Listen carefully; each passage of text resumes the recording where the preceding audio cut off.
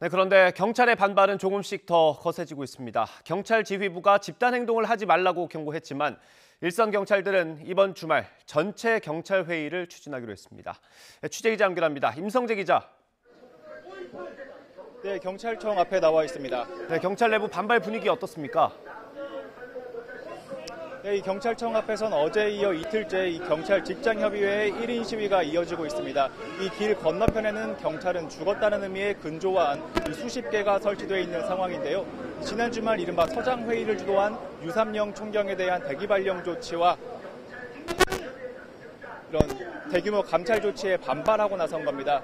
여기에 이 사무직 일반 공무원과 이 주무관들의 반발도 이어지고 있습니다. 직접 들어보겠습니다. 조직이 이렇게 엉망진창이 된 것을 도저히 참다 못해 서장들이 토요일 시간을 내서 회의를 한 것입니다. 이것이 왜 쿠데타입니까? 경찰 내부의 집단 반발 움직임도 본격화하고 있습니다. 오는 30일로 예정됐던 현장 팀장 회의는 14만 전체 경찰 회의로 확대 추진되고 있습니다. 윤희군 경찰청장 후보자가 어제 집단 의사 표명에 대해 엄정 대응하겠다며 이 팀장 회의 금지 방침을 밝히자 오히려 참석 대상을 경찰 전체로 확대한 겁니다. 지난 주말 서장 회의 때와 마찬가지로 지휘부가 해산 명령을 내리고 이를 거부할 경우 마찰이 불가피할 거로 예상됩니다. 팀장 회의를 처음 제안한 서울 광진경찰서 김성종 경감은 현장 동료들의 요청으로 전체 회의를 추진하게 됐다고 설명했습니다. 또 참석자가 1000명 이상으로 예상돼 이 회의 장소도 야외 운동장으로 바뀌었다며 이 회의를 유튜브 생방송으로 공개하겠다고도 예고했습니다.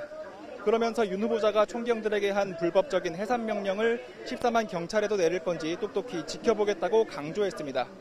이 경찰 내부망엔 여전히 반발이 잇따르고 있습니다.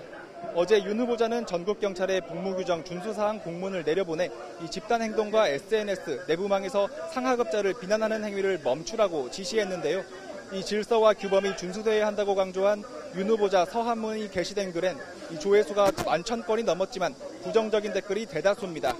한 경찰관은 경찰을 하나회, 쿠데타에 비유하는 이상민 행안부 장관의 언행에 대해선 언급이 전혀 없다고 반발했고 이 다른 경찰관은 청장 후보자는 행안부 장관의 부하이고 14만 경찰의 수장은 안 하는 것이냐고 지적하기도 했습니다.